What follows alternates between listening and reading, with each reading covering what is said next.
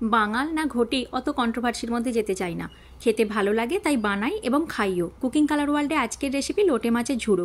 এর জন্য প্রথমেই কড়াই সর্ষের তেলে গোটা জিরে কাঁচা লঙ্কা ফোড়ন দিয়ে বেশ খানিকটা পেঁয়াজ কুচি আর রসুন কুচি দিয়ে দিলাম।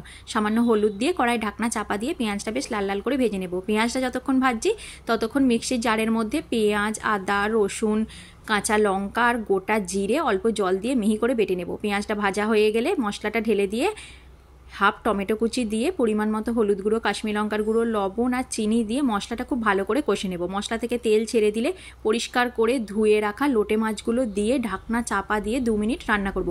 2 মিনিট পর কড়ার ঢাকনা খুলে দিয়ে মাছটা দেখব যখন নরম হয়ে গেছে, খুন্তি দিয়ে আস্তে আস্তে মাছটা ঘেঁটে দিয়ে কাঁটাগুলো ফেলে দেব। তারপর আর কি মাছটা মশলার সাথে খুব ভালো করে মিশিয়ে নিয়ে কড়াই ঢাকনা চাপা দিয়ে দিয়ে রান্না করব। যখন দেখব মশলা থেকে তেল ছেড়ে দিয়েছে, আবারও একটু টমেটো কুচি অ্যাড করে দিয়ে বেশ ভাজা ভাজা করে নিলেই লোটে মাছের ঝুড়ো তৈরি।